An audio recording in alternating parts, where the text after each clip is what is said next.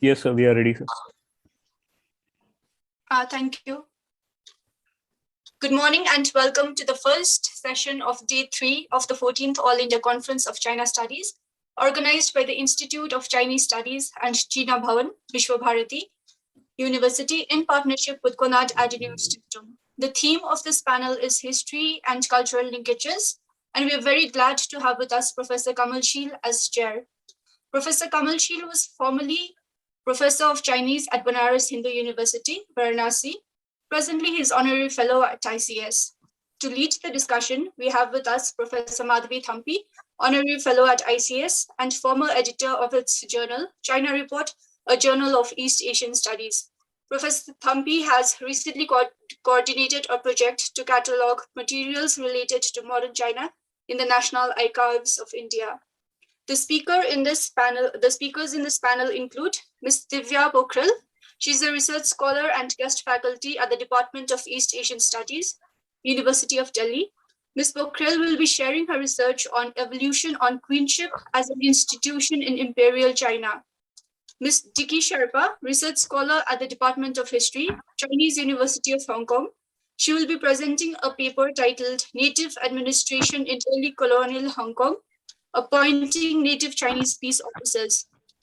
The next speaker would be Ms. Tia Sangla, PhD candidate at the Center of Social Medicine and Community Health, JNU.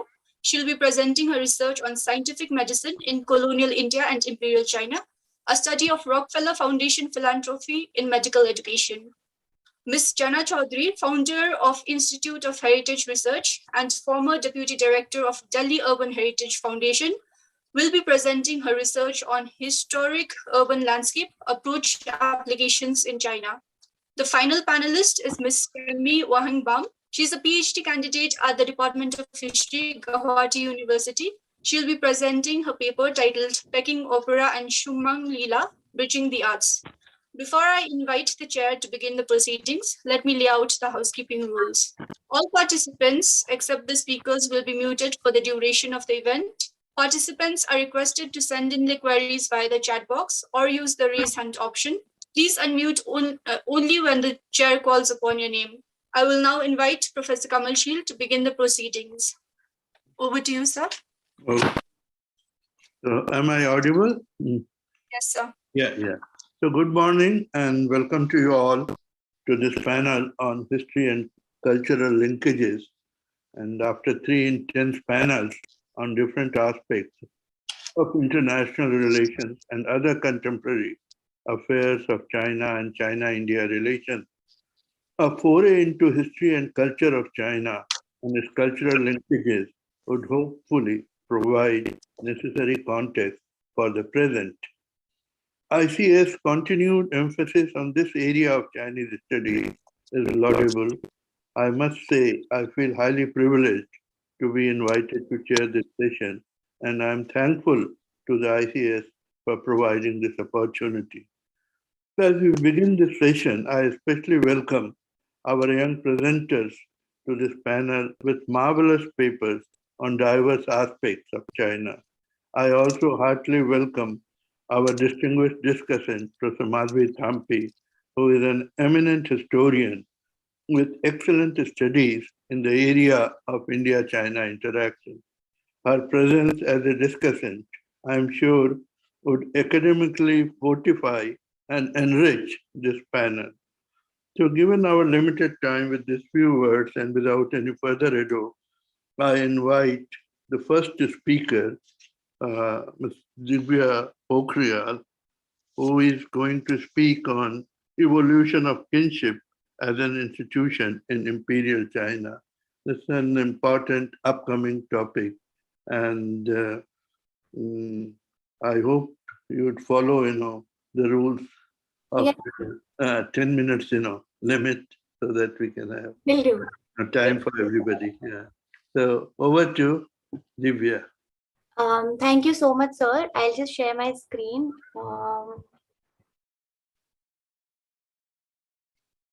Are my slides visible?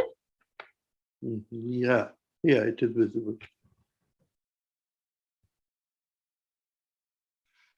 Hello everyone. Good morning. I'll be presenting my paper on evolution of queenship as an institution in Imperial China.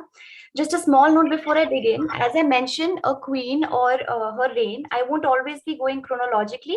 I'll be drawing on instances from history to support the arguments I make as and when required. This is just to look at how my paper looks. I started with the introduction. I've started with the introduction on queenship in China, then evolution of queenship in China and the context it evolved in, then the tools imperial women used to legitimize their rule in China, the role of terminology, and I've looked at Empress Wu in the end. The feminist movements of the 20th century have encouraged scholars to reassess the link between gender and power through history and in contemporary times. The new approaches of studying women in power allows researchers to move away from the biographical sketches that focus on myths surrounding individual queens and encourage us to think about the unique experiences in different geographical and cultural contexts. Many traditional historians dismiss or limit the influence of eminent women in court politics or state politics, as it is difficult to quantify. It was only in the 1970s, with the influence of gender theory, considerable attention began to be given to the subject of female rulers and evolving an understanding of their reign through the prism of the unique lived experience under the prevalent politico-cultural environment. However, recent scholarship argues whether consorts were ruling visibly or techniques of soft power, their political activity cannot be denied. Now, moving on to queenship in China. In Chinese history, it might be easy to assume that once a queen consort's husband dies, her access to power dies with him. Yet regency could offer a queen an enhanced access to power. Even if a consort had co-ruled with her spouse, being regent would make her effectively sole ruler until her child came of age. By its very nature, therefore, this period became transitional and hence prone to instability, while also providing the queen space to increase her personal influence. Scholars like Han have elucidated clearly through the writings that the dowager queens, queen mothers, and dowagers often played a crucial role in succession of the realm as a physical link between one reign and the next, whether she produced or selected the heir. Regencies of empress dowagers became institutionalized in the later Han times. Institutionalization of the office allowed the introduction of formal tradition and rituals required by such regencies. They were recorded in the 2nd century by Cai Yong. Lianshan Yang in Female Rulers in Imperial China writes, when the Empress Dowager serves as regent, she will appear in front of the throne hall to receive the officials. She will be seated facing east and the young emperor facing west. When the officials send in memorials, 2 copies should be made, one for the Empress Dowager and one for the young emperor. Further, nothing is prescribed about a curtain or a lowered screen, which seems to be introduced by Empress Wu. With the onset of Song dynasty, a period that witnessed the rule of many regent empresses dowagers, the rule became more elaborate and subtle distinctions were drawn between 2 types of precedents. One was that of Empress Liu, who came to the Changming Tian with the young emperor and made decisions behind a screen. Her example was followed by Grand Empress Dowager Cao, who came in with Emperor Chuzong on an odd number day in every 5 days and was seated with the emperor behind a screen. The other precedent was established by Emperor Dowager Cao, who attended to business only in a small throne with a screen in front of her. Moving on to evolution of queenship as an institution, with time, empresses took on customs similar to Chinese emperors. For instance, a unique name for their birthday or sending envoys in their own names. These imperial liberties were assumed by Grand Empress Dowager Cao and Empress Dowager Liu. One observes increasing authority and privilege of empresses with time, as can be seen with the example of Empress Dowager Liu of the Northern Song. For instance, in the year 1032 AD, she performed the imperial ceremonial plowing and made an offering herself with the emperor in the temple of imperial ancestors. Both rights were prerogatives of the emperor. In her posthumous order in 1033, she wished to pass on a regency to imperial concubine Yang, who was the empress dowager, to become the empress dowager. This part of the order was disregarded and omitted later when it was announced to the empire. During the Tang dynasty, the office of regency was appointed to maintain stability when the emperor was not in the capital. The institutionalization of the office of Dowager Empress reached a climax with Manchu rules. These rules prescribed that the screen must be lowered in front of the Empress Dowager. With time, these rules were crystallized and modified based on the incumbent empress. However, many historians observe that be it queen consort or a dowager, any time an empress would attempt to acquire agency in governance, the imperial court would turn to Confucian ideology to curtail her influence. In most cases, the only way for an empress to gain legitimacy was by using terror and reconstructing state ideology such that it provides a political space to reign. The tools imperial women ruled to legitimize their rule varied over time. Imperial women in power adopted various strategies and mechanisms to ensure that their authority was accepted, strategies that were not always successful and challenged prevailing norms. Elizabeth Kolar, in When the Emperor is a Woman, the case of Wu Zetian, illuminates Empress Wu's constant effort to legitimize her rule by diverse practices, enhancing her titles and associating herself with the pantheon of goddesses and sage queens, or through religious patronage. The Mingtiang Hall, set up by Empress Wu in Henan province, had a flaming pearl adorning its top rather than the usual phoenix. According to Buddhism, this was one of the 7 symbols of Chakravartin, ruler of universe for across time and space. According to Pang Lihua, this donated Empress Wu's personal political ambition of becoming the Chakravartin in the real world, while also using a symbol which connects heaven to humanity in order to fulfill her desire of becoming immortal. Wu Zetian was acutely aware of the challenges of being a woman and claiming the dragon throne. By Chinese tradition, the only claimant was the son of heaven. Kola writes that Wu's most outstanding achievement was to use religion, magic, symbolism to legitimize her swift rise to the dragon throne, where she remained for almost 50 years. However, Wu Zetian was neither the first monarch to portray herself as a deity in Chinese history, nor the last. Empress Dowager Cixi manipulated the malleable gender identity of Kuan Yin to redefine her own role as a female sovereign, and in this way challenged the traditional view of sovereign as patriarch. Her most revered bodhisattva was Kuan Yin, the goddess of mercy, the only female god in Buddhism who was a Taoist immortal as well. Kuan Yin was known as Avlokitisvara and is depicted as a princely man in India, Southeast Asia, Tibet, and even China up till the Tang dynasty. The portrayal began to be feminized during the period of 5 dynasties in China, and by Ming dynasty, Kuan Yin became a sinicized goddess. Empress Wu's path to success had witnessed many auspicious omens, which many scholars believe now to have been orchestrated by her. In 688, there was a mysterious discovery of a precious diagram. It was a white stone sealed with the inscription, "A sage's mother shall come around to rule mankind, and her empire shall bring eternal prosperity." This event was naturally regarded as a positive token, not only announcing the arrival of the ruler, but also suggesting the gender of the new sovereign. The stone was named Tianshou Shangtu, heaven bestowed holy stone, and the place where the stone was discovered was changed to Yongchang Qian, or eternal prosperity. Now, I've just briefly, owing to the paucity of time, I'll just briefly look at the role of terminology in establishing. Ms. Pokhriyal, you have 2 minutes to conclude. All right. I'll just move on to the conclusion then.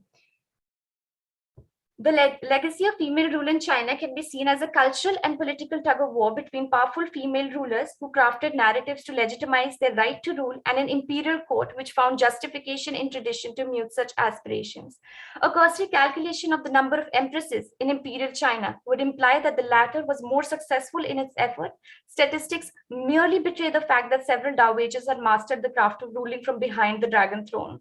Their rule, while not unchallenged during their times, deserves better than to be forgotten as a mere exception to a long continuous monarchy held together by a son of heaven with the mandate of heaven to rule. Perhaps it does some justice to their legacy that the last powerful ruler of imperial China was Dowager Empress Sheel, who navigated a tumultuous period of transition in China from the helm for over 5 decades. Thank you.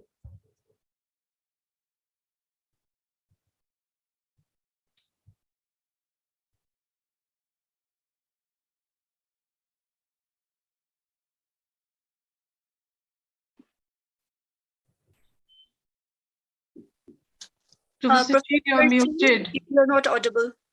Professor Sheel, you're muted. Okay. So, yeah. So I think we have a question answer after we finish, all the presentation. And so I invite the second presenter today, the Vicky Sherpa, on her paper is on native administration in early colonial Hong Kong, appointing native Chinese peace officers. Thank you, Professor Sheel. Area, and I hope you would follow, the time limit. Sure. Okay. Let me share my screen.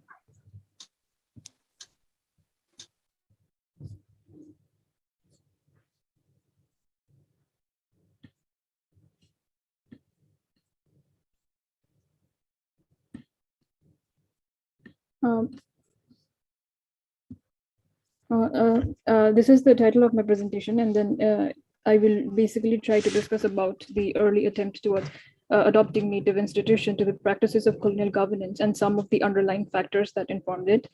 I will specifically look into the appointment of native Chinese fashioned as native Chinese-based officers as part of the police administration in early 1844 by the second governor, Sir John Francis Davies. Before I begin the presentation, I would like to highlight the political economy of early colonial Hong Kong. Hong Kong was declared as Crown Colony. As a result, the governance was heavily centered on the colonial administrators. Although Parliament and Colonial Office in London was there to check and supervise their activities, colonial administrators, being men on the spot, often implemented colonial policies at their own discretion. Secondly, since Hong Kong was declared a free port, it had to generate revenue internally, and during the early years, it lacked any stable source to do so. As Hong Kong was dependent on Crown Treasury, there was heavy pressure on colonial officials to make Hong Kong self-sufficient and to make it more profitable. Thirdly, majority of the population was very fluid. Although few thousands were produced as permanent inhabitants of Hong Kong by colonial administrators, large numbers of the people were very mobile. This heavily added to the complexities of governance, but most importantly, problematized the production of natives as colonial subjects. The document that I have here is the Ordinance 14. It was the first ordinance that was legislated regarding the appointment of native subordinates, their regulation, and how they would regulate the rest of the Chinese.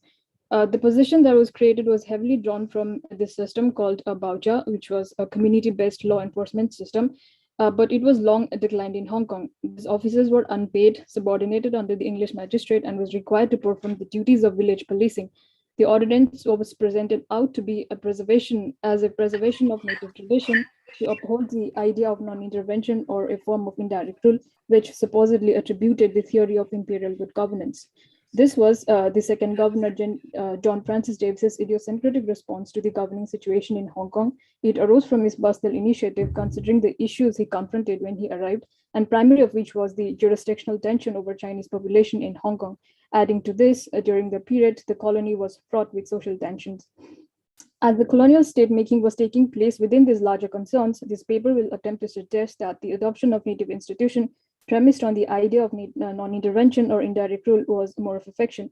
In contrast to how it was presented and the context in which it was implemented, it suggests that the system was revived and rather to bring Chinese inhabitants in Hong Kong under the direct scope of colonial administration. Before the Treaty of Nanjing was officially ratified in June 1843 and ceded Hong Kong Island formally to the British, Chi Ying, the Imperial Commissioner who was sitting at Canton then, advanced a claim of complete legal jurisdiction over approximately 4,000 native inhabitants scattered across the island initially. When this resulted in outright rejection from the British, a framework of shared jurisdiction was then advanced. Chi Ying justified his claim based on the legal privileges of extraterritoriality that the Westerners were given in the treaty port areas as an aftermath of Opium War. Extraterritoriality, which worked on the principle of plural legal order, exempted Westerners from the local Chinese law. Adding to this, he referred to Hong Kong given as a place of residence and demanded the principle that Chinese should be subjected to Chinese law. This proposition resulted in protracted discussion within the official circle in London, as it directly touched on the issue of British sovereignty over Hong Kong. Colonial Office under Lord Stanley, drawing on the notion of exclusive sovereignty and fixed territoriality, disagreed with the Chinese claim and argued for complete legal jurisdiction over native Chinese. The colonial office's argument was informed not only by the anxiety that the presence of Chinese imperial authority will threaten the status of Hong Kong as a colony, but it will also complicate the judicial process. In contrast, Foreign Office under Lord Aberdeen, apprehensive that the resentment would endanger extraterritoriality in treaty ports and by extension further delay the treaty ratification, ostensibly supported the idea of shared jurisdiction in Hong Kong by referring to the East India Company Court in Calcutta.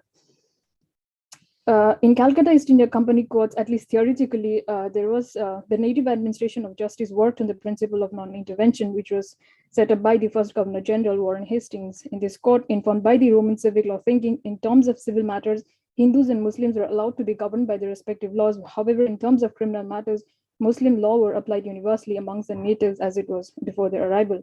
Referring to this, the Foreign Office agreed to the Chinese proposition of shared jurisdiction where Chinese criminal law would be administered by Chinese mandarins. However, he suggested that the justice should be administered in the name of the Queen. But the arrangement rarely found any practical implementation. Qing's claim was continued to be seen as contestation to the British authority. It was imperative under this condition that the British develop a mechanism to refuse Chinese assertion and bring legitimacy to its authority. To this effort, the colonial state, through police control, attempted to exclude Chinese influence in Hong Kong. In this situation, recruiting Baocha officials to assist the colonial administration became significant to apprehend Chinese offenders before they could be claimed by the Chinese police. Now, let me briefly discuss about John Francis Davies. John Francis Davies, he started as a company man, and he was in Canton factory from 1813 to 1835. During these years in Canton, he worked in different capacities, from writer to sinologist to chief superintendent of British trade. He produced, as a sinologist, he produced a huge body of knowledge in China, which became one of the influential readings for understanding China to the Western audience.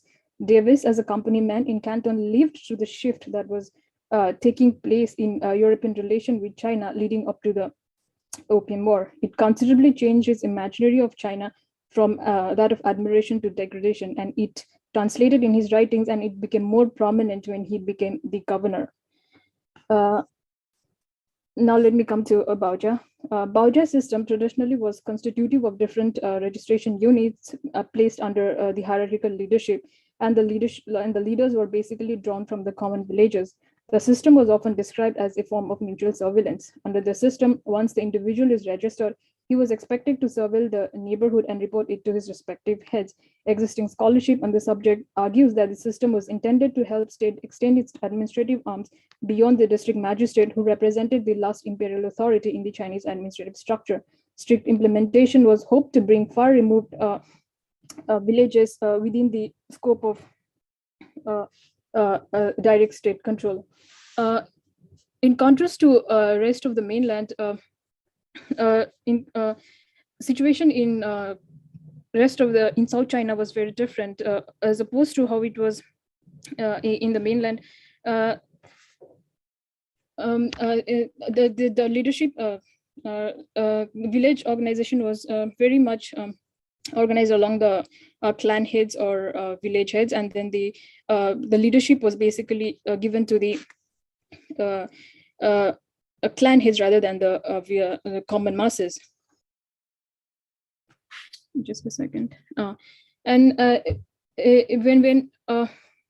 when Davies implemented his policy regulation in Hong Kong, he was very much inspired by how it was implemented in China, and that's why he attempted to give leadership to the common mass rather than the village heads. And by doing this, he changed the existing structure from a village ruled by the village heads to the clan heads. Mr. Key, you have 2 minutes to conclude. Yeah, I'm just, this is the conclusion. Looking at the adoption of native institution in early colonial Hong Kong reveals the contradiction between the purported liberal ideas of non-intervention and colonial need of direct control. On the one hand, the colonial state encouraged non-intervention in the maintenance of traditional order, yet on the other hand, necessitated the intervention to meet larger state concerns. The revived native institutions such as Baoja not only changed the rural structure of power, but it brought the area which had long evaded the strong state control in pre-colonial times to direct supervision under the colonial government. Thank you.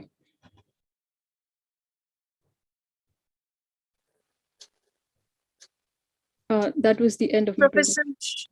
Professor Sheel, you're not audible. Yeah, it gets muted. Yeah, thank you, Ricky, for a very informative paper, and it explains, the current, even the current complex situation in Hong Kong, which, these kind of dual government legacies. So we will have questions after we finish other papers. And so I invite the third speaker today, Changla Longkumar, and her paper is on scientific medicine in colonial India and Imperial China, a study of Rockefeller Foundation philanthropy in medical education. So over to Jyata. Thank you, sir. Thank you very much. I'd like to share my screen first.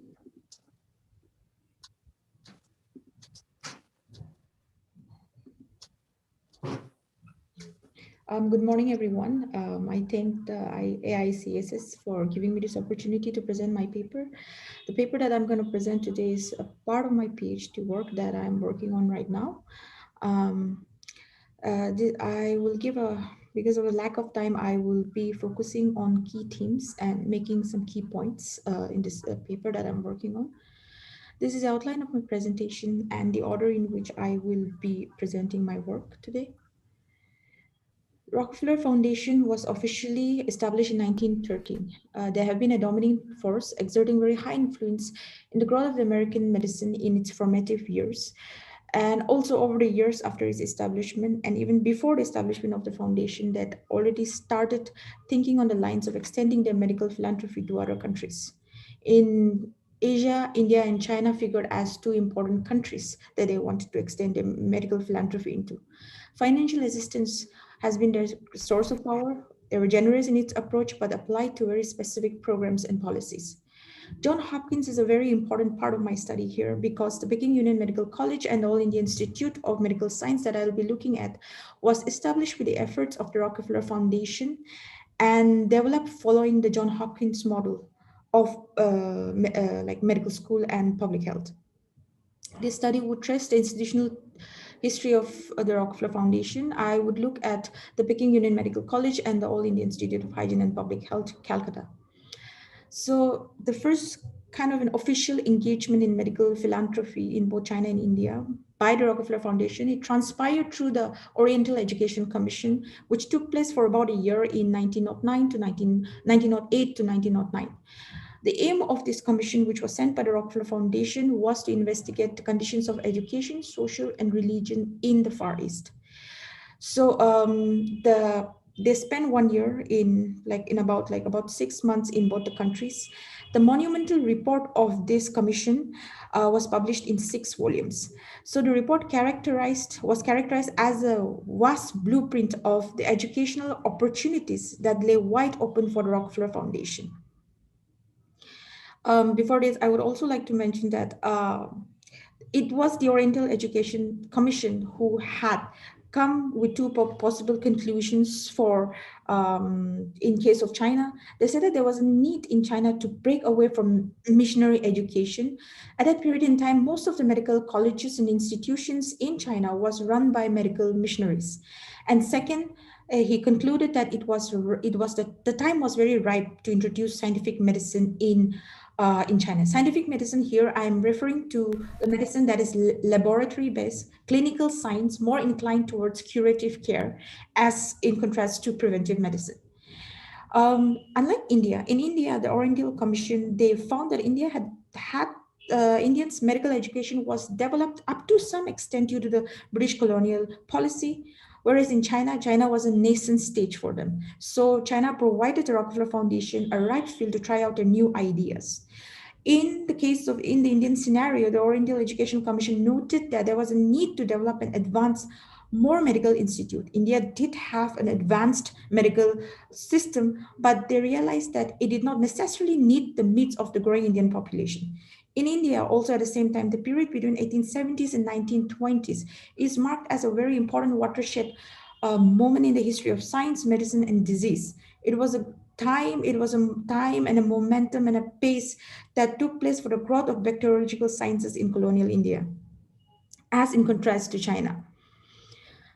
After that followed the medical commissions. The Oriental Medical Commission came with a plan that medicine would be the best area for the Rockefeller Foundation to invest their philanthropy in. Firstly, medicine was a very safe arena, free from religious, political, and social entanglements involved in other approaches like university education in China. So thereafter followed two medical commissions in 1914 and 1915. They were sent to China to study the conditions of medical education in China. In the 1914, it designed the vision. The job of the second commission in 1915 was to give that vision form and substance. In 1914, the Rockefeller Foundation also created and organized a separate board called the China Medical Board to oversee the establishment of the Peking Union Medical College, which was one of the biggest financial commitment of the Rockefeller Foundation. In India, it was Victor Heiser, another Rockefeller fellow, who came to India in 1915, and followed by William Carter, Medical Survey in 1926 and 28.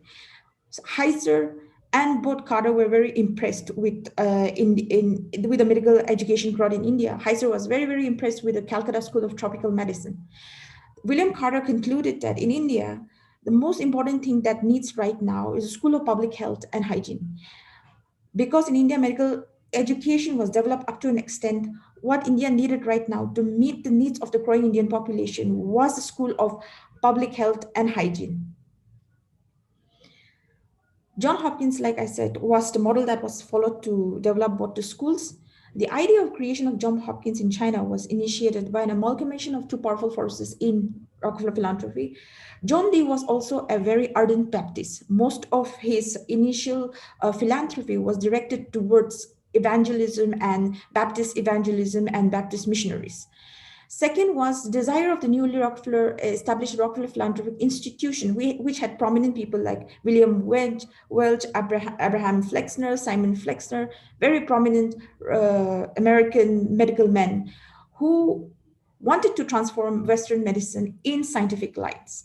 So the creation of PMC was also in lines with this new school of public school at the same time of School of Hygiene at Johns Hopkins. Johns Hopkins at a medical school was developed very early, but a School of Hygiene and Public Health was established in the same year when PUMC was established in China. Johns Hopkins School of Public Health and Hygiene was established by the Rockefeller Foundation in the US. So the plans for PMC were made with an aim to establish at the level that can be comparable to other Rockefeller institutions. So Carter's survey, two medical survey, formed the basis of Rockefeller's approach towards developing medical education in India. The creation of AICCS took place in two phases. First is the planning and negotiation. Second is the reorganization of the institute. The struggle for scientific control dominated the negotiation right from the start till the second phase.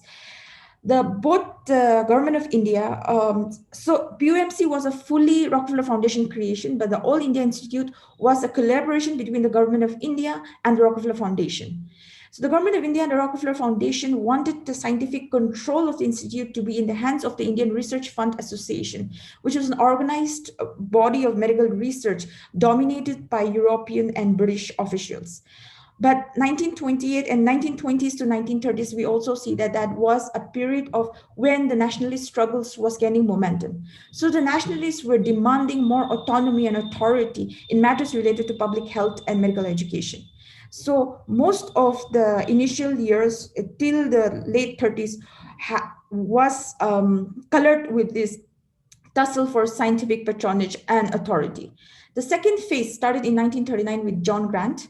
John Grant was sent to India with an aim to reorganize the institute that was initially envisioned by the RF. Grant is also an important figure here because Grant, before coming to All India Institute, was an associate professor of the School of Public Health at the Peking Union Medical College and also a representative of the International Health Board of the Rockefeller Foundation. He worked in China for 18 years and then he was transferred to India in 1939 to reorganize the institute in the way it was imagined. So he came to India with his Chinese experience and with the plan to implement all his Chinese experience in India's public health. In conclusion, Rockefeller's plan to develop medical elites by building modern medical institutions equipped with the best of advanced medical technology and fellowships to capable Indian and Chinese medical personnel, created a legacy of influence that has been seen even now. Through scholarships and academic exchange program, they were very successful in creating an epistemic community of medical professionals that would further American interest, that is developing scientific medicine. So Rockefeller's interest in China was both professional and personal. Rockefeller, since the time of the American Civil War, through the Standard Oil Company, had been involved in China through that period and through the end of the 20th century.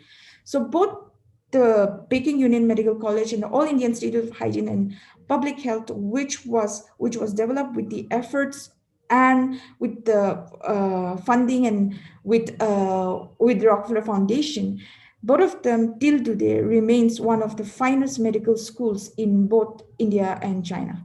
Thank you.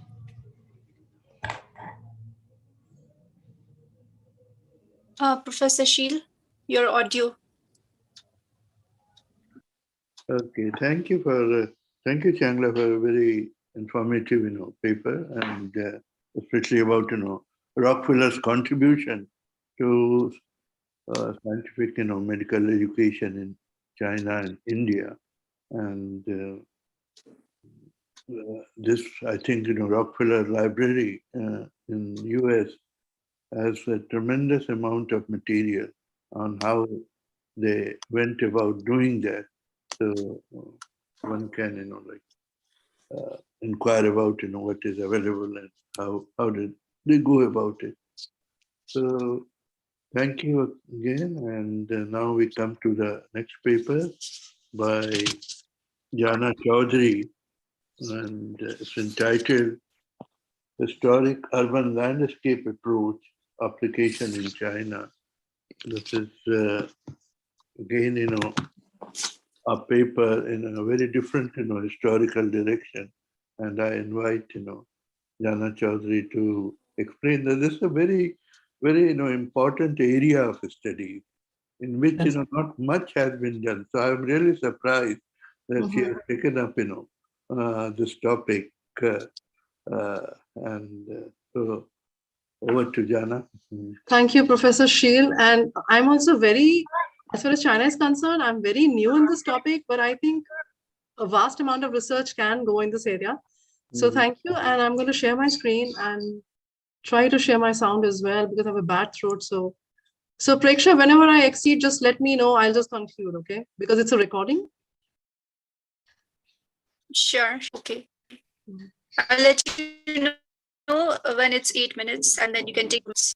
Sure. AICCS for selecting my paper and the entire team for the hard work that has gone behind putting the conference together. I would also like to acknowledge and thank my anonymous reviewer for the valuable comments. However, at this stage, I'm unable to include them due to the time constraints. I will try to incorporate it in the next stage if I'm able to take it towards a publication, which would require more scanning of the secondary resources and possible primary research work in the field as well. So moving on to the structure of the presentation. I'm going to take each part briefly because of our time limit. So in 2011, upon years of reviews, discussion and deliberations, the UNESCO adopted the recommendation on historic urban landscape, a more inclusive and comprehensive approach to identify and understand the urban values, a key element for sustainable urban development for future cities by going beyond the historic core ensemble or the World Heritage Site. According to the UN 2030 Agenda for Sustainable Development Goal 11, cultural heritage management effectively contributes in the making of cities safe, inclusive, resilient, and sustainable. This also brings urban heritage to the core of urban planning and further gives a new impetus to the 2011 UNESCO recommendations on HUL approach. So why China is important? China was the first to go pilot, to implement the HUL onto ground reality. Under the auspices of UNESCO, the World Heritage Institute of Training and Research, Asia Pacific, WUTRAP, Shanghai selected 11 pilot cities across the region aimed at designing and developing them to strategize heritage management for sustainable future planning and development. And the cities from China, among these pilot cities included Shanghai, Suzhou, Tongli, and Tuchiangyan. So what is the historic urban landscape approach? The historic urban landscape approach provides platform for a people-centered approach where urban heritage acts as a catalyst for socioeconomic development. The HUL is an approach. The HUL is an urban heritage resource as well as an approach to the management of that resource. As a resource, the HUL is defined as the urban area that has resulted from the historic layering of cultural and natural values and attributes, extending beyond the historic center.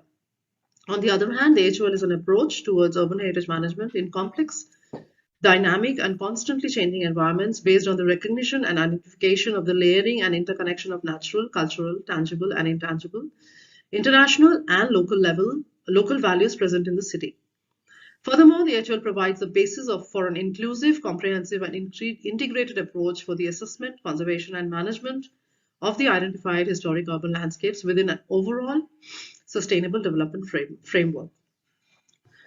For the operationalization of the HUL, the UNESCO recommendation has provided with three main components: tools, actors, and actions. The tools are explained as interdependent and interdisciplinary and can be categorized as regulatory systems, community engagement tools, technical tools, and financial tools, and emphasize that for urban heritage management to succeed, all four categories of tools need to be addressed simultaneously.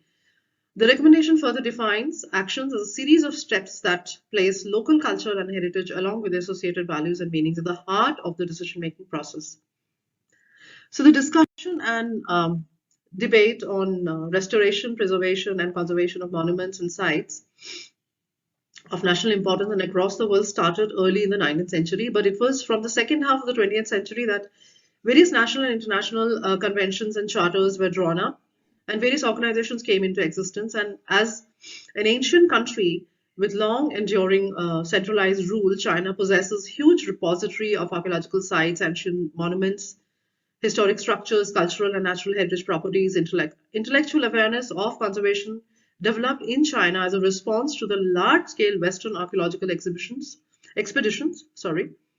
in the northwestern region and transportation of huge number of historical relics, and in view of protecting valuable antiques, as a number of laws were passed during the Republican period. After the foundation of the PRC, a series of heritage ordinances, regulations were issued with the objective of establishing conservation system in the 1950s and in the early half of the 1960s. During this phase, the focus of conservation shifted to historic building complexes and sites. However, as a result of many erroneous policies and radical political campaigns during the Cultural Revolution, hundreds of thousands of heritage properties in China proper, Tibet, and other minority areas were destroyed, damaged, and mutilated. Some of these lost or damaged heritage properties were rebuilt and restored after the political leadership of China implemented reform and opening in 1978. For a long time, urban conservation in China has been influenced by Western ideas and experience. Need for local adaptation of international regulations and development of a coherent set of guidelines for heritage conservation practice and management was felt by the officials of the State Administration of Cultural Heritage under the Ministry of Culture and Tourism. A revised edition of China Principles were released in 2015, which echoes new knowledge and awareness of China's conservation community about heritage values, conservation principles, so on and so forth. So this new approach of HUL rationalizes adoption in China to overcome long-standing incongruities in conservation of cultural heritage in the urban context. In pursuance of this, a special program was developed at Tsinghua University and WITRAP in Shanghai, which explores the integration of this approach into the urban and spatial planning practices and socioeconomic dynamics of the contemporary built environment of China. Moving on to the pilot projects. Shanghai's municipal government requested Tsinghua University to develop ideas on how to preserve the Hongkou Lilong area, whereby, excuse me, I have a bad throat, whereby the emphasis is not put on the technical requirements, but on the financial institutional. In other words, a plan that can demonstrate how to finance the rehabilitation of the area. Incorporation of University of Pennsylvania, Pennsylvania's historic preservation program, a summer field took place in Hongkou district, focused on the elaboration of a conservation and development strategy and centered on the economic feasibility and financial management of such a strategy. Specifically, a cost-benefit analysis of the Lilong cluster was conducted, which included the traditional financial cost-benefit calculations. That is, what is economically the best solution, but supplemented with parallel analysis on the cost and benefit addressing social, cultural, and environmental aspects. Then, armed with these analyses, 3 scenarios were developed and evaluated based on respectively 2, 4, and 6 of the Lilong being maintained in their in the current or new uses. The Yupen Thungji Wood Trap Summerfield was held in 2014 in Shanghai. Coming to Suzhou, excuse me, the Suzhou city, located south of the Yangtze River, is known under various names like Chinese Garden City, Oriental Venice, Paradise of the Earth, so on and so forth, and its gardens listed at the UNESCO World Heritage Site. The historic urban landscape of Suzhou embodies multiple abundant historic layers of different time periods, which has been part of a long tradition in urban planning that involves heritage conservation and management as a fundamental aspect for the city's development. And since the beginning of the city has adopted multiple perspectives and lines of actions for heritage conservation and urban renewal, which is the reason why Suzhou is recognized as one of the first cities with a proper master plan for heritage conservation that has introduced new concepts, goals, and methods for conservation management in China. Excuse me. Moving on to Thungli.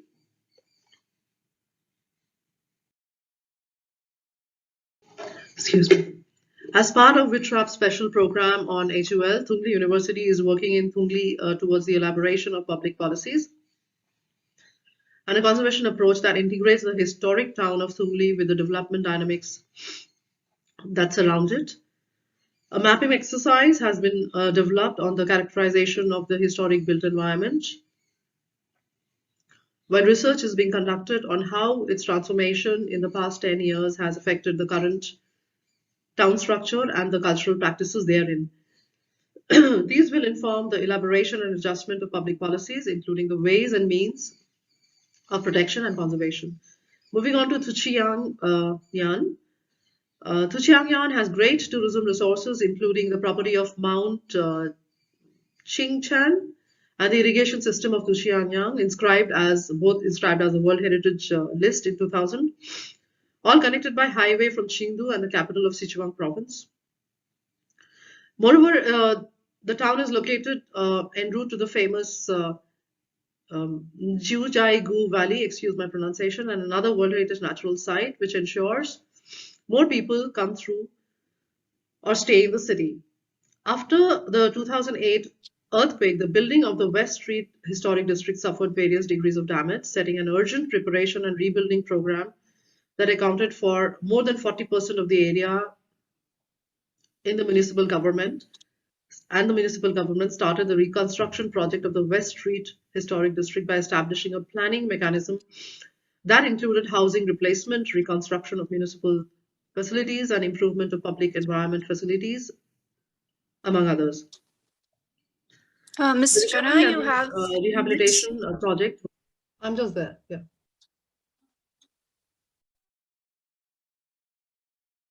Was finished in 2013. So the conclusion is the HUL approach believes that contemporary buildings and space have positive effects on bringing new vitalities into historic settings and thus increasing their attractions. The effect of HUL is well presented in the Hongkou case.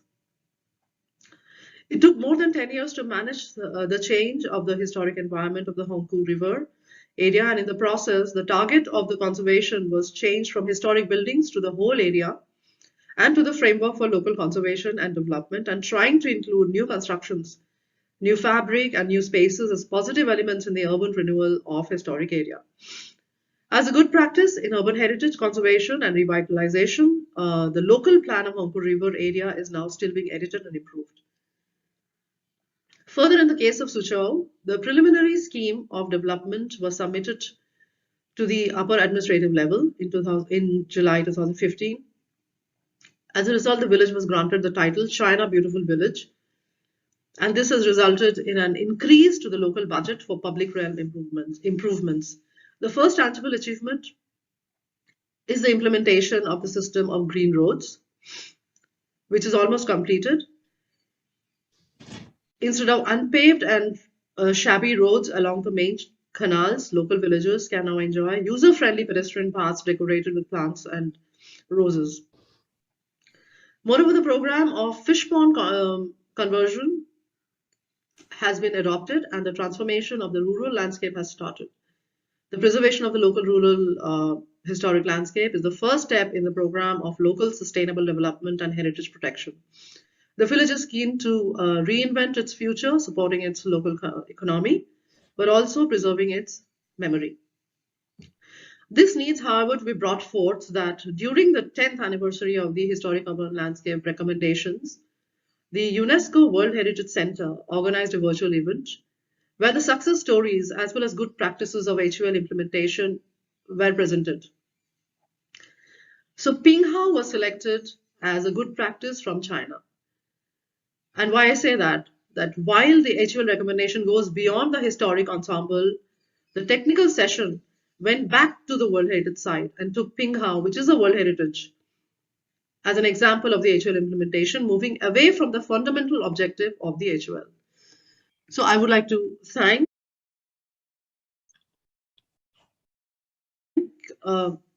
you here. And I would like to especially thank the director with TRAP and my colleague Anna Pola for her time.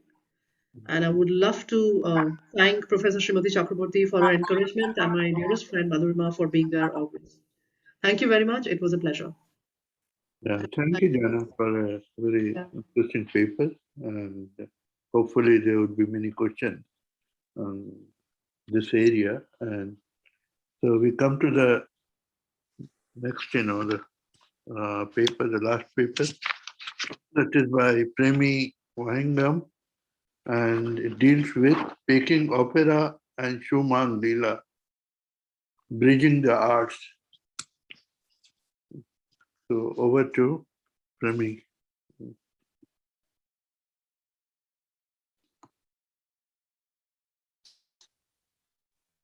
You're not audible, Remy? Please unmute her.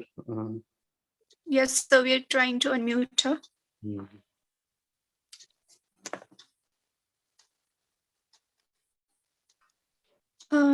Yes.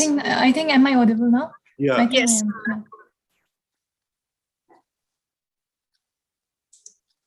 I am. I'll like to share my screen.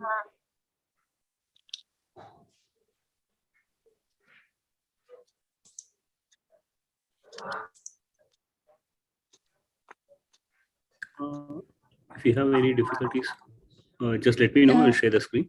Is my screen visible? Yeah, you Not are yet. audible. You are audible. You're the co-host now, so you should be able to share your screen. Is my screen now visible?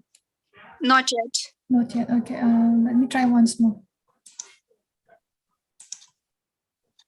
If there's a problem, we could do it for you. I think it's now visible. It's starting. Okay. Just a second.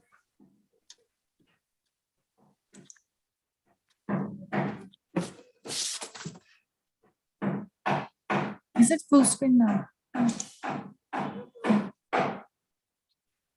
Hello, everyone, respected delegates and fellow participants. I'm Premi Wahingbam, and the topic for my presentation is Peking Opera and Schumann Leela, Bridging the Arts. Asian performing arts have a history of varied artistic manifestations and evolved taking into consideration various elements of either indigenous or foreign cultures.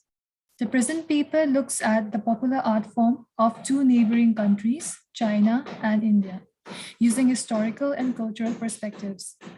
China's Peking Opera and India's Sumang Lila are worth studying side by side, as both occupy a prominent place in the theatre world because of their unique features of transvestism, cross-dressing, unisex theatre troupes, and also form a part of traditional folk theatre. By comparing and contrasting the two theatrical art forms, the paper examines any existing cultural contact between the two nation states. The paper firstly introduces the two art forms as is shown in the present slide. On the left is about the Peking Opera, and the Sumang Lila is dealt with on the right side. Peking Opera is literally translated as capital drama, Kinship. It occupies a prominent place in the theater world of China. It encompasses music, singing, gesture, costume, makeup, movement, speech, acrobatics, and stagecraft. On the other hand, Sumang Lila is a vibrant and one of the most popular branches of performing arts of the state of Manipur in the northeast region of India. It is an indigenous monogender touring theatre. It is generally made up of 10 to 15 actors. Sumang literally means a courtyard, and Lila refers to play or performance. Its unique feature of transvestism is manifested by their transvestite actors. Sumang Lila, on the line of gender, is divided into two types. One exclusively is of male and is known as male Sumang Lila or Nupa Sumang Lila, and the other is exclusively of female, known as Nupi Sumang Lila. The transvestite actors, known as Nupi Sabis, have the feminine grace, beauty, poise, look, body language, and they carve out a niche in this art form. Coming to the similarities and connections that I could draw from by comparing the two art forms, cross-dressing and transvestism are found in both Peking Opera and Sumang Lila. Chinese opera is characterized by gender blending, which is a tradition of cross-dressing that is traced back to the Yuan dynasty, 1271 to 1368 Common Era, which scholars refer to as the golden age of Chinese theatre. In Manipur society, cross-dressing is evident from the Lai Harawa ritual dating back to 400 BCE. And the early proof is that of the Nupas Maiba, which is the male priest dressing up like female priestesses in the Lai Harawa ritual. There is a thread linking performance with religion, which can be seen in both Peking Opera and Sumang Lila. In these two art forms, we see their origin is traced back to traditional cultural practices. We also see that every actor, they pay obeisance to the theatre shrine before entering the green room and offer prayers. Such practices reinforce the ritualistic traditions, and this ritualistic link is also reflected in the content of the plays, which are mainly drawn from myths and legends of ancient kingdoms. Chinese opera is linked with religious rituals and festivals. Similarly, Sumang Lila studies is tied with the ritualistic ceremonies called Lai Harawa. In common parlance, it's known as the pleasing of the gods. On comparing the two art forms, we see that both Sumang Lila and Peking Opera, they grew out of court patronage in their formative period and are staged without scripts. Peking Opera costumes are symbolic in nature and are performed on stage, whereas Sumang Lila doesn't necessarily have a permanent stage or a specific dress code. Sumang Lila plays has a story and glides from one action to the next. Audiences, they are guided and they feel excited about it as their attention are held by the storyline. On the contrary, regular theatre goer of Peking Opera could well decipher the plot of the play and are well versed in the dramatic symbolism. Their main motive of seeing opera was to enjoy the actor's performance rather than the plot of the play. We also see that the Confucian ideology of female domesticity was strictly followed during the Qing state. Women performers, they felt a burden and were prohibited from performing in the public opera shows. Similarly, the Nupa Sabis, like the male impersonators of the old women Sumang Lila, they are also regarded poorly. Even in the present century, the percentage of women in this art form is still meager. Peking Opera practitioner recounts the often long and arduous training sessions they had to undergo as a performer. On the other hand, no such training, strict training existed for the Sumanglila artists. Drawing on the cultural linkages between China and Manipur, Manipur served as an important connecting link in fermenting Indo-China relations. The route of Manipur passing through Chinwin Valley linked the Indian subcontinent and other parts of Southeast Asia, including China, and acts as a gateway for communicating commodities, people, and ideas. Manipur's cultural context with China is ancient. They are mainly commercial in nature. One of the routes connecting South Asia, Southeast Asia, and Central Asia is Manipur. This is supplemented by both Indian and Chinese sources. The ancient text Arthasastra of Kautilya recorded one such trade where commodities including agarwood and sandalwood were taken from China and other Southeast Asian regions to India and the West through Manipur. Not only this, Chinese cotton, bamboo, and silk regularly moved through the Manipur-Burma trade. In the record of the Chinese historian Xu Ma Qin about the Chinese envoy Chang Qin reporting his mission to Chinese Central Asia to the Chinese Emperor Wu Ti of Chuan Yun period 140 to 134 BCE, the passage of commodities such as of trade from Southwest Asia through Burma and Manipur by Indian caravans was mentioned. Also, in the Royal Chronicle of Manipur, there was a record of trade between the Yunnan province of China and Manipur. Introduction of silk, brick making, the art of gunpowder manufacturing, and silkworm rearing in the state were credited to Chinese trading contexts. In conclusion, while comparing and contrasting the two theatrical art forms, Peking Opera and Sumanglila, it becomes evident that both could be considered as an intimate theater. They could bring their audiences closer to the stage and commands a great following. They are popular dramatic entertainment and shared so strong similarities as well as some drastic differences, as I've mentioned in the previous slides.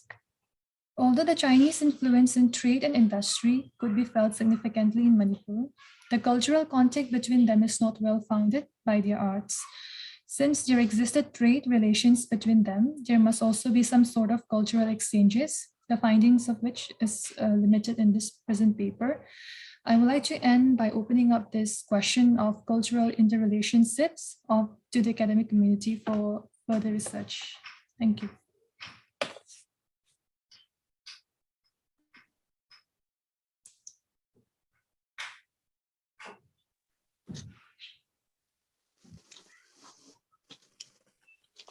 Okay, thank you, Premi, for a very interesting paper establishing some kind of connection with China as a frontier state.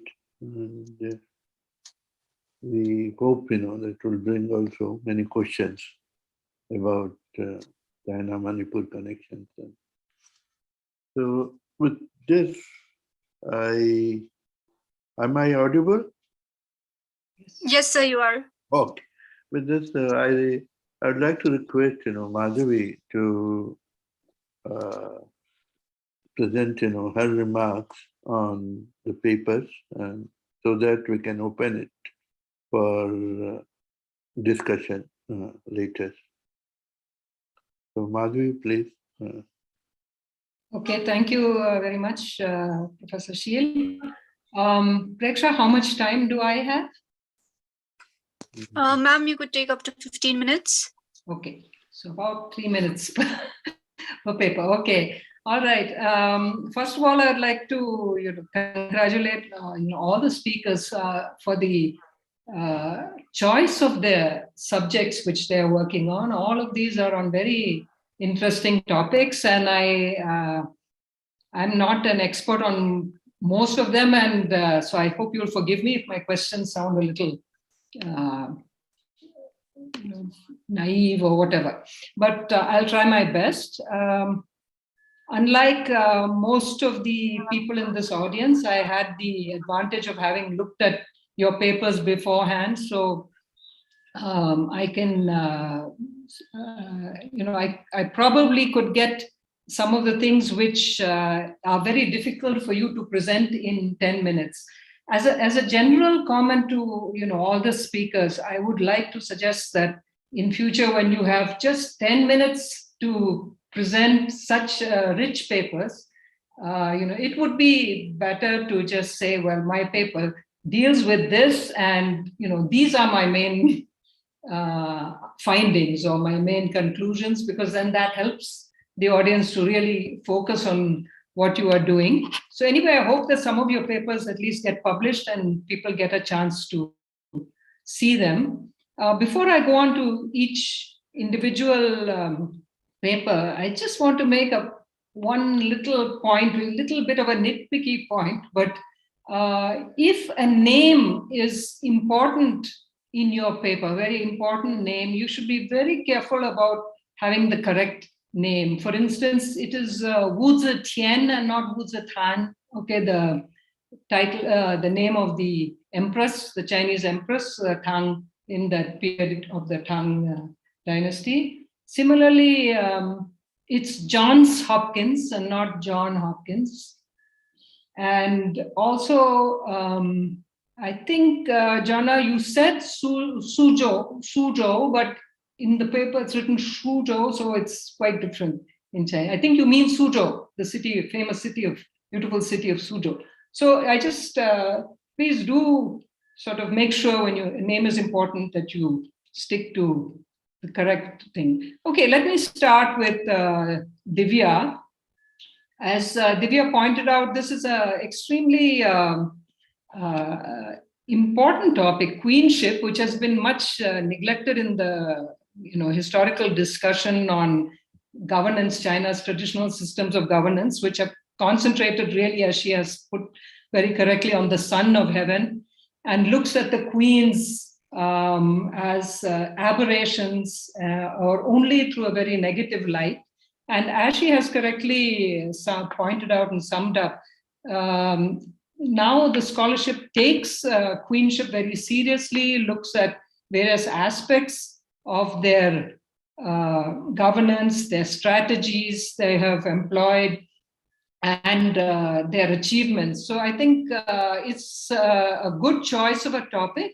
My question really to you is, how do you see yourself as having added or adding something new to the existing scholarship? Are you looking at it in any different way from, because you have cited many of the main scholars who are working on this currently, but I would like to get a sense of what are the questions you're asking of this scholarship, what is new maybe in your approach. So if you can just enlighten that later, I would be happy. The other thing is, it seems so interesting to compare with Indian examples from India. I mean, everyone knows about Razia Sultan, but there are so many others, Rani Channamma in Karnataka. And, I think that, as an Indian scholar working on queenship in China, you could really have a good basis for comparing with figures, important queens in Indian history. So, of course, that means you have to know something about Indian history and the context in which these queens came to power. But I feel that, to add value to the scholarship on queenship that is there now, this would be a good idea. And you can respond later to my comments on this. I think the next was Dickey's paper. Now, this was a very focused paper highlighting an aspect of Hong Kong's governance.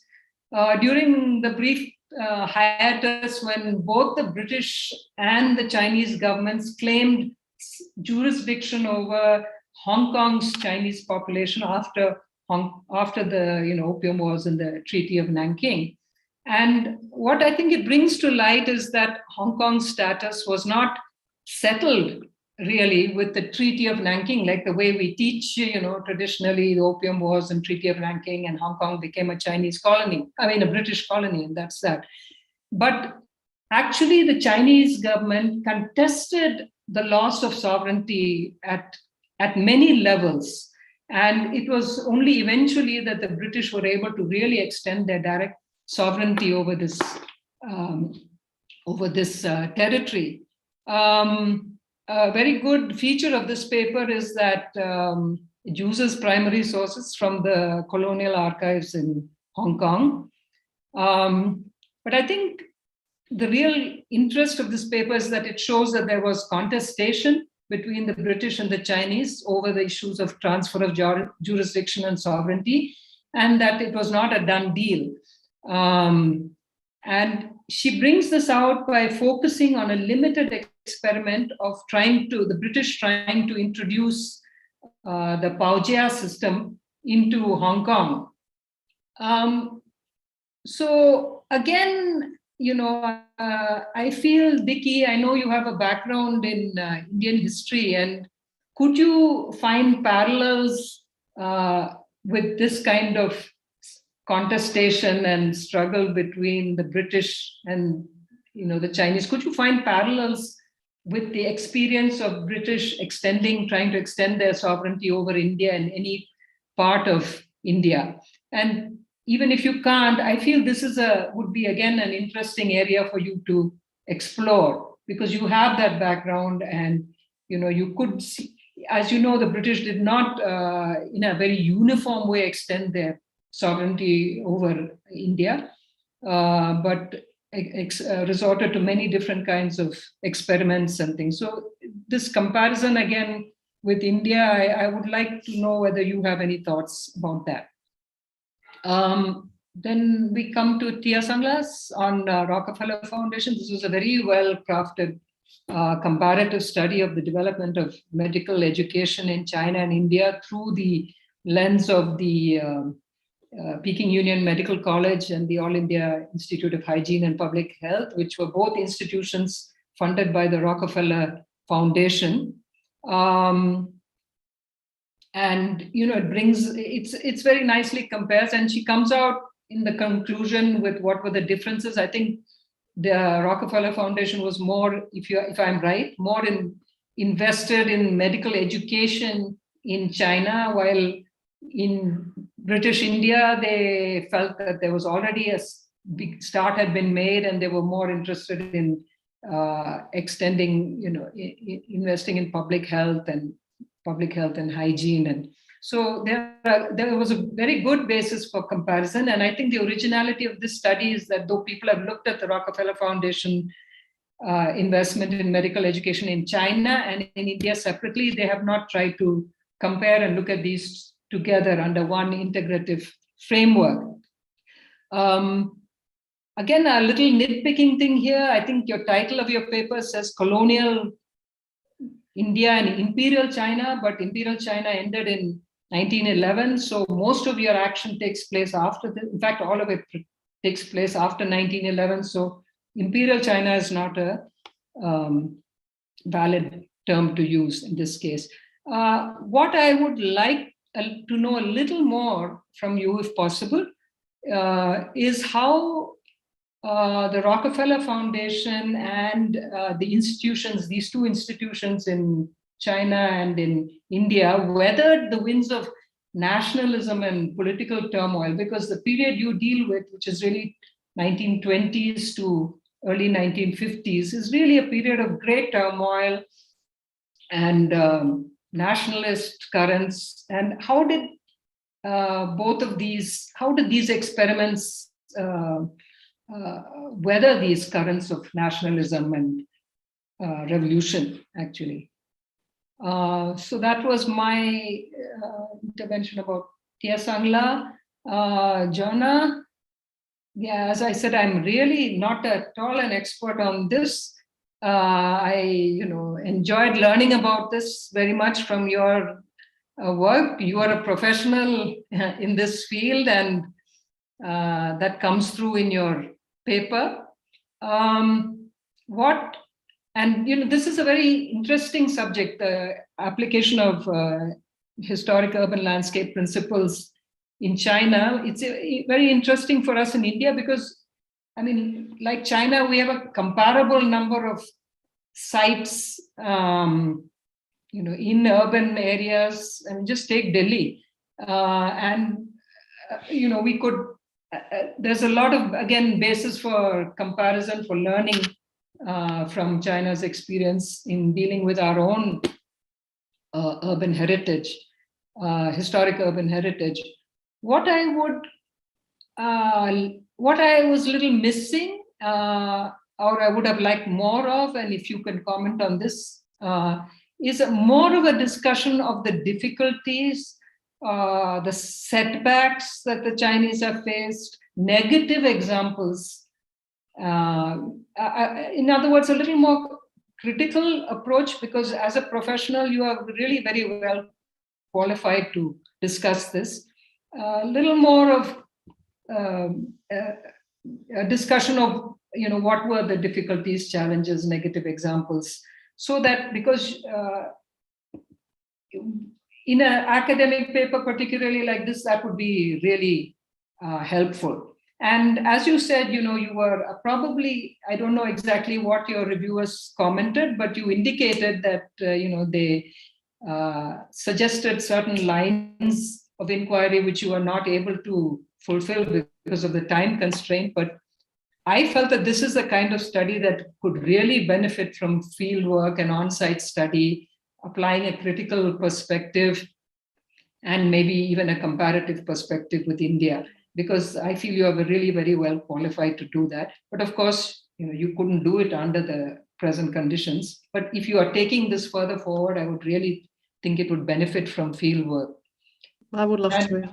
Yeah, and okay, my last intervention is with Premi. Again, this is a very original idea to compare the Peking Opera and Shumang Leela.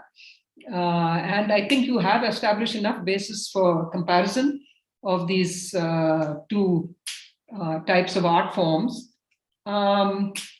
My question, I'm going to just come to my last question, is really, is it, you talk of transvestism and court patronage and all as being common features, but weren't these actually common features in so many different art forms? I don't know too much about the other Chinese opera forms, but in India, you take Kathakali or Theyyam in Kerala, or you take Yakshagana in art form in Karnataka, they all seem to have these similar features. So, maybe instead of looking whether there is some basis for influence between China and Manipur, it would be more appropriate to look at seeing whether what are the common structural conditions in those societies, those traditional societies, that gave rise to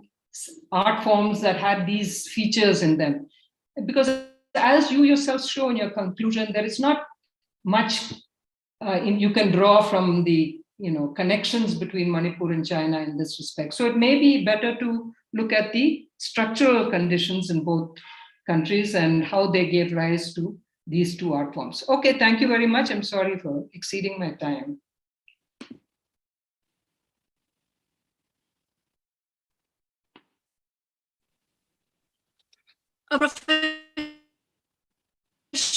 Oh, yeah.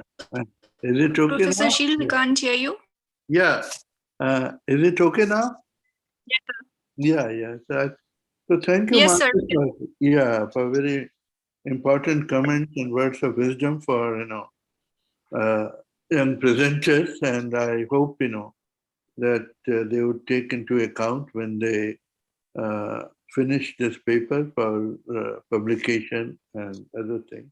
And I would invite like each presenter to respond to Madhvi's comment if you have something more to say on this.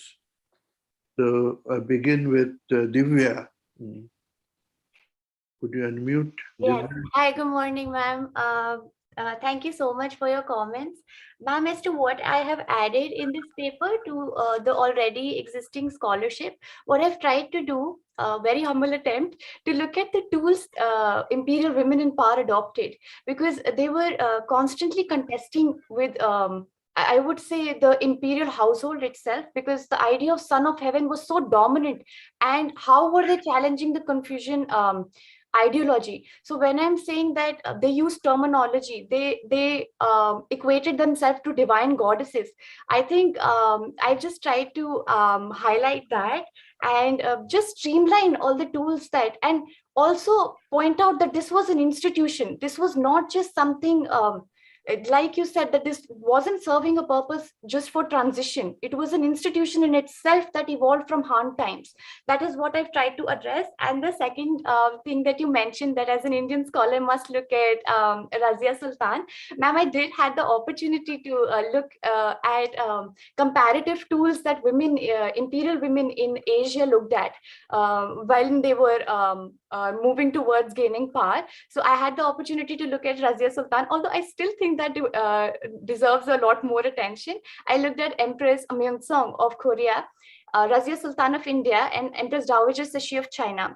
So what I had tried to study there was that although there was geographical differences and cultural differences, the tools that these women used to gain prominence in a patriarchal imperial household were more or less the same. So we would find Razia Sultan herself was trying to also use the path of divinity and to amplify herself and her titles. So yes. Ma'am, does that answer your question? Okay. All right. Next, and ma'am, also, sorry, sir, forgive me for pronouncing it wrong, ma'am. I had a dry throat, I think. Yeah, I would never, I'm sorry. Okay. Okay. So, Diki, if you have comment. Yes, thank you, Madhavi ma'am, so much for the comments. Yeah, actually, thank you for raising that. If there's a parallel sovereignty, we can draw between the British in India and Hong Kong. I haven't looked at it like deeply in this question. I will in like future, but at least what I can tell right now is like at least before 1858 for the East India Company, there was no such pressure on East India Company to assert its sovereignty, because it was still a company. And then even when the Supreme Court was created, it was created to check the activities of East India Company and not to actually challenge the Mughal sovereignty of Mughal authority. So I think maybe if I like look at after 1850, I will be able to draw some parallel relation. Yeah, thank you so much.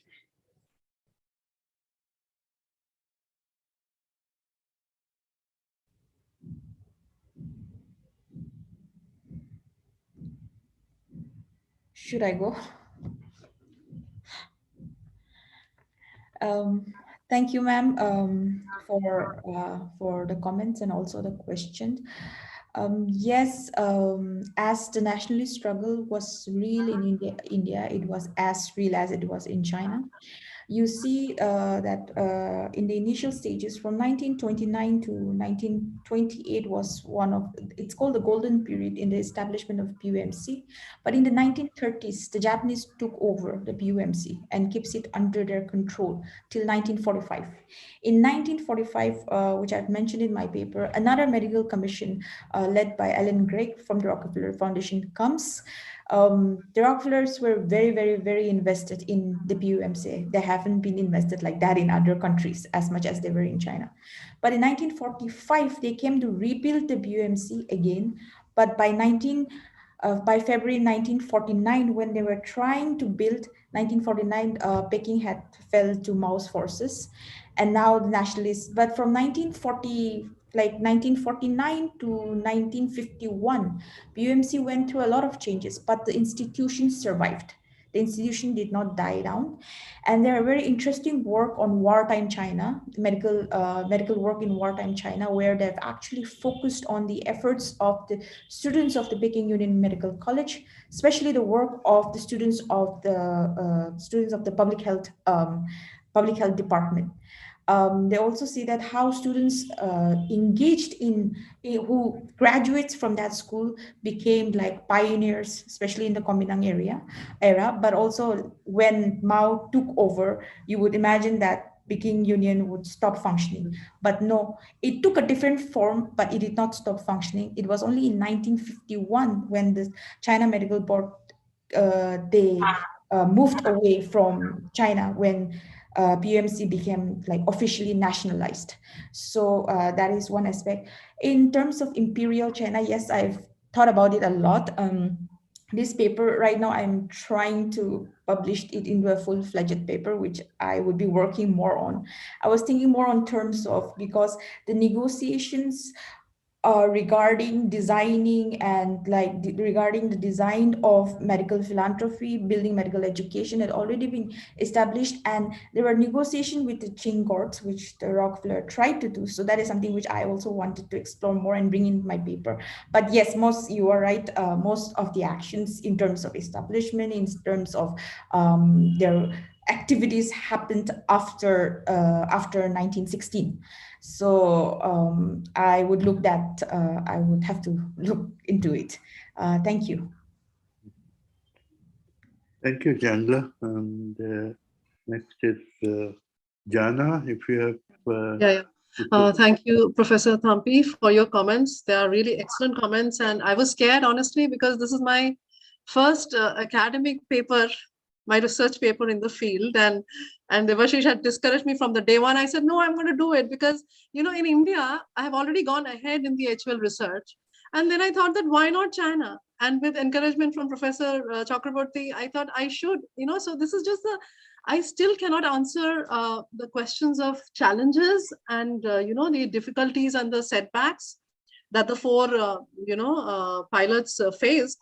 But what I can tell you is when these four pilots were designed for China, similarly, we had at the same time, Vitrap Shanghai, and I had the privilege of going there, and I'm still in touch with them. They had designed three cities, again, metropolis, medium-sized city, and a smaller twin city like Hyderabad, Ajmer, Pushkar, and Varanasi. So from the pilot, India has gone ahead. Like from the three Vitra pilot projects of HUL, we have gone to Hriday, which is like the Heritage Augmentation Yojana, and everybody knows about that, the 12 cities. But unfortunately, there's been a gap. So I thought, even China, so I thought, let's do China and let's see how China has progressed. And then it'll be a very good comparison how HUL India progressed and with HUL how China has progressed and a comparison. And I would love to get into it, and I'm getting into it slowly, and it'll take me some time, but I really like to, and the comments of the paper were very interesting. One was that I should look at it from the overall national policy of China, which I have tried. And the second comment was primary. Of course, this kind of research requires field work. Until I go to the field, it'll be very difficult to identify the challenges and setbacks because theory and secondary resources is not always enough. So I'm getting there slowly. So thank you so much for your encouragement. And I hope you'll see more of me. Thank you. Thank you. So now, Premi, for any comment? First of all, I'd like to thank Madhavi ma'am for the comment. I feel that cross-dressing is found in many societies, and also court patronage was found in earlier performing arts also. But I thought geographical connectiveness with China drew me closer with the comparing Sumanila with Peking Opera. But then ma'am's comment that to look at the structural condition, I'll try to do on it. And I'm very thankful for the comment. Thank you. Thank you. So now we come to the question from audience. We have some questions in the chat box.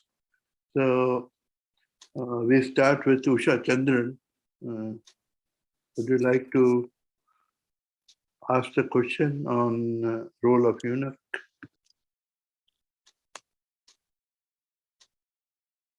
Should I answer it? Yeah. All right. Thank you so much for your question, ma'am. My thesis topic is on reassessing and rereading the relationship between gender and power through the reign of Dowager Empress Cixi. So there, I have looked at the role of eunuchs, their role in establishing and maintaining stability in the imperial household, and also touched upon the power struggle that prevailed between empresses and concubines. The rise of Cixi as a concubine of an emperor to the dragon throne is indeed very interesting. And these topics, like Madhavi ma'am mentioned, are often overlooked. In this paper, I have tried to limit myself to just study the institution of queenship and its evolution, but I'd love to explore these topics more and write about them. Okay, and Sir, should I go ahead and answer Mohanty sir's question too? yeah, Professor Mohanty's question. Hi, good morning, sir. I have tried to accommodate the feminist reinterpretation of Chinese history in China and abroad, definitely. But my attempt was also not to limit myself to that.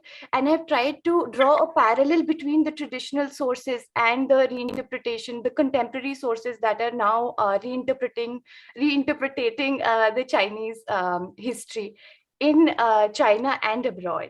So I have used primary sources to look at it. Everybody is acknowledging the institution of queenship. I mean, it is getting some attention, but I think we could amplify that more. And you have question and question to Tiansla? Yes. Professor Mohanty. Thank you, sir, for the very interesting question. Legitimizing Western concept of medicine and delegitimizing indigenous system of medicine is an important area. I have looked at it briefly in my work.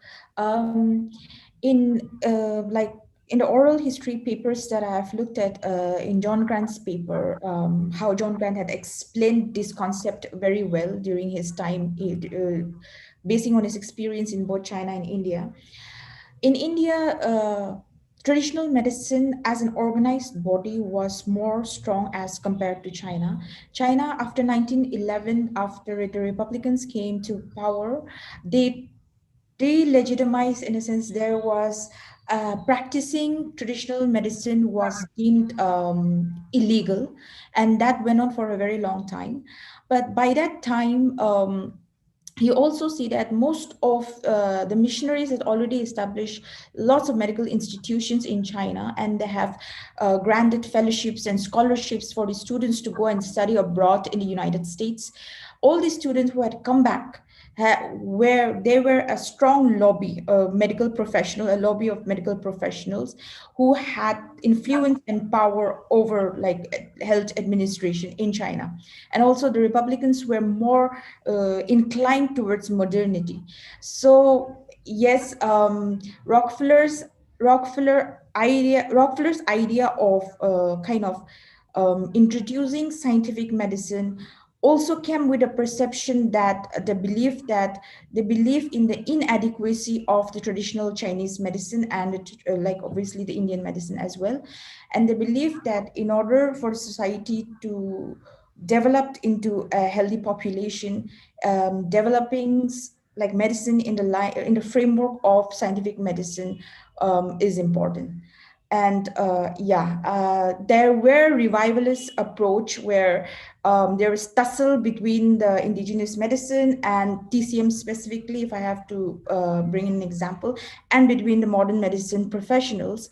But TCM professional, after a period of time, realized that if they have to survive in China, they have to adopt the framework of the modern medicine. So what we have TCM right now, they follow the typical biomedical framework of modern medicine, which is directly like it diverts from the whole philosophical idea of what traditional medicine stands for. Thank you. Okay, thank you. And stage is open for more questions.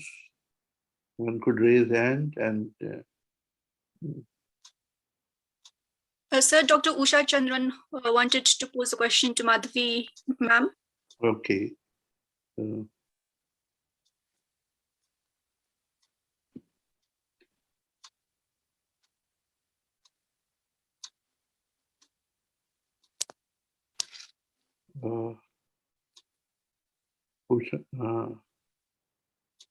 Dr. Usha Chandran, would you like to ask the question?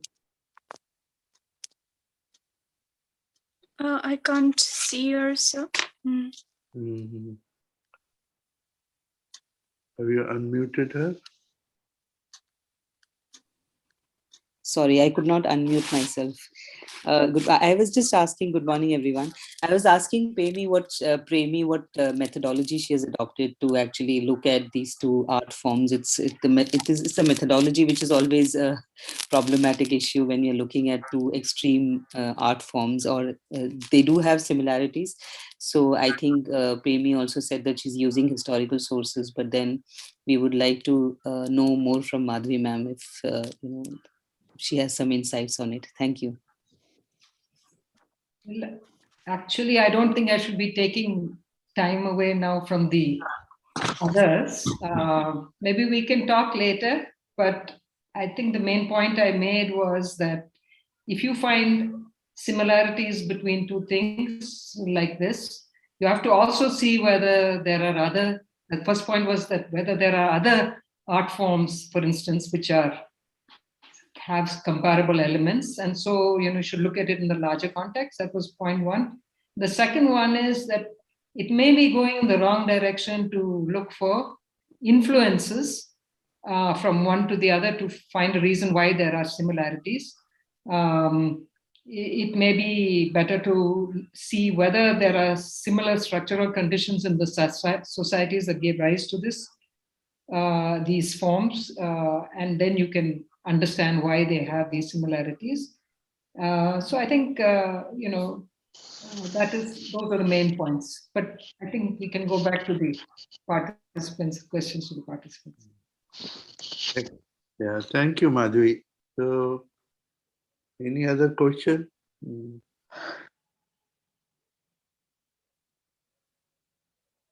I don't see any hand rising. So, I think I come to, my closing remarks, which is after, like so many questions, it's just repetition of what has been said. I must say that, I'm highly impressed by our distinguished presenters, refreshing approaches emanating from discourses in gender and feminism, colonial history and modernity, history of science and medicine, environmental history, and geographical landscape. And that help us, transcend parameters of nation and nationalism and explore various cross-national issues and civilizational connectedness. That has been, a very prominent theme in all the papers, that we are looking at the connectedness and whether civilizational or modern, and in the ambit of diverse areas of history. So this has indeed enriched this panel, and I must thank Professor Thampi for very thoughtful comments on each paper. They certainly are highly relevant, and my, few comments on papers are like on Divya's paper. I think she's trying to develop, a study of queenship and female political agencies to facilitate examination of gender and power. And that should come, more forcefully in the paper. And because that will help learn realities of queenship in broader perspective, what was the ideal and what was it actually practiced. So if she can, demonstrate that, perhaps it would create, better understanding, comprehension of relationship between gender and power over the time. So that's an area which is queenship, studies are now getting, relevant and people are working in that. So using, those studies, I would like her to, go for a broader perspective, which would perhaps help define her paper, in much better fashion. Dickey paper is very good. It's based on, local archival study. But one thing, that she has to write, like how that what made, Hong Kong's history so complex, and how is it related to, current crisis with China, and that she could do when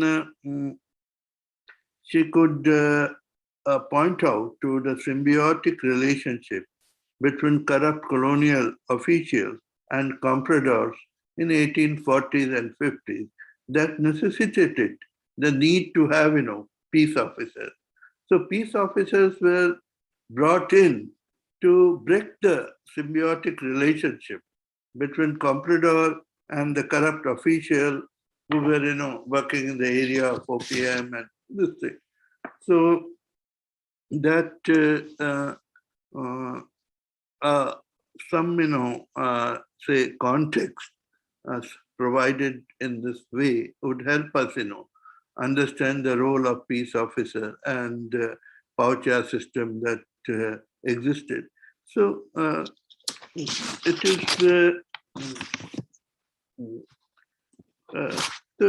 is the colonial governance system was developed, a particular kind of hybridity that developed through distortion and fracture of both tradition and modernity.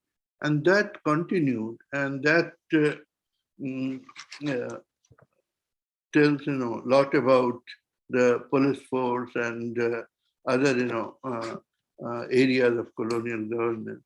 So through, people's peace officers, she can see, many developments that are taking place now and point to that.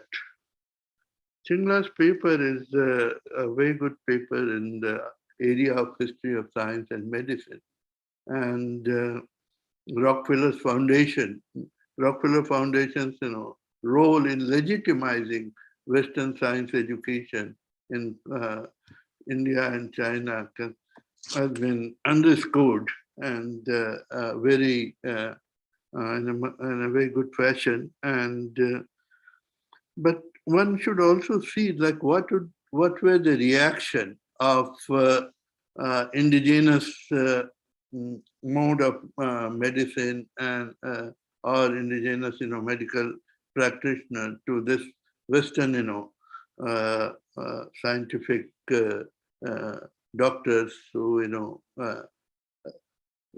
introduce new area for healing and by developing hospitals and colleges, and especially like you have this example of contestation between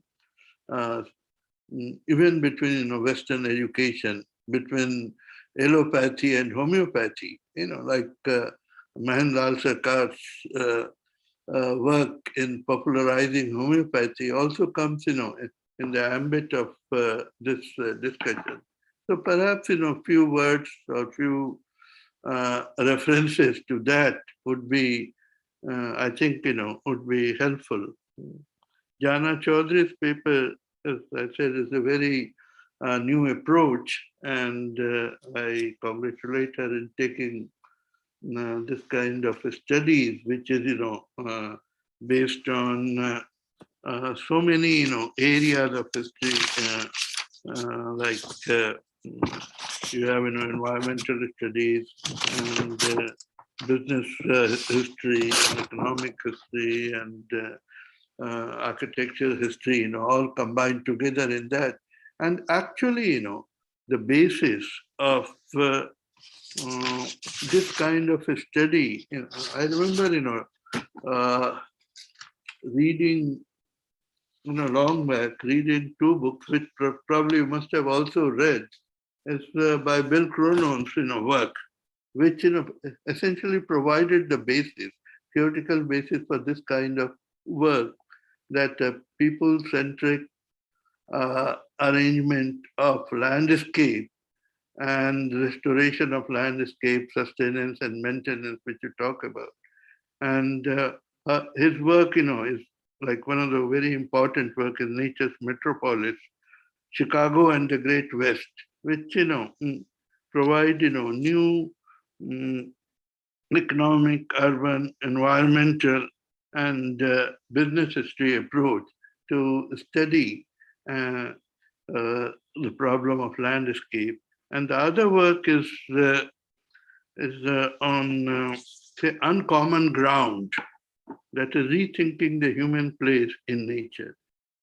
These two works, I think are really very, very profound and would enrich your understanding of the problem of this area, and which probably led to UNESCO also to see wilderness not as a nature's problem, but as man's problem. And that is why, the idea of people-centric maintenance and creation was introduced.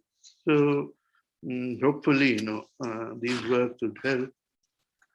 Then we come to, this work by Premi, and it's a good work. Comparisons are always good, that help define and sharpen, knowledge about each other, part of, learning about connectedness. And as Madhvi has, rightly pointed out, that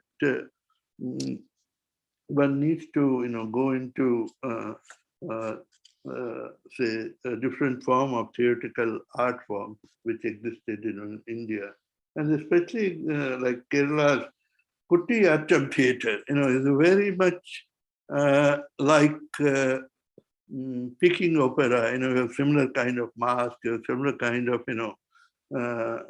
say, performance, and both are, like very old.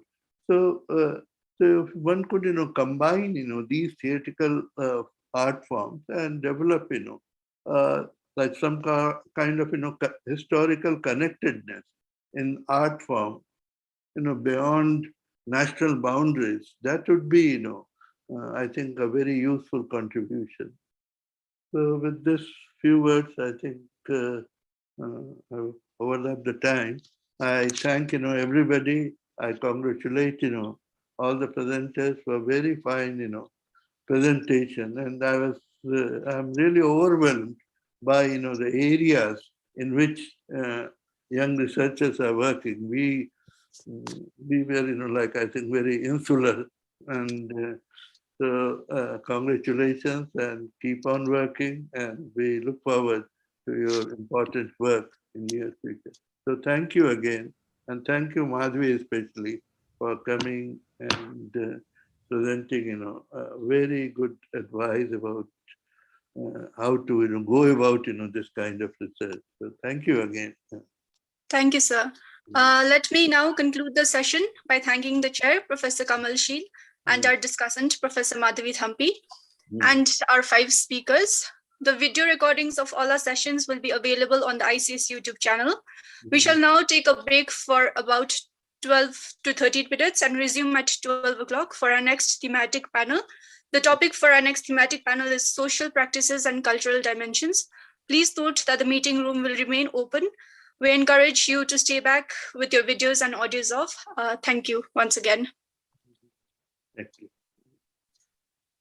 Thank you so much.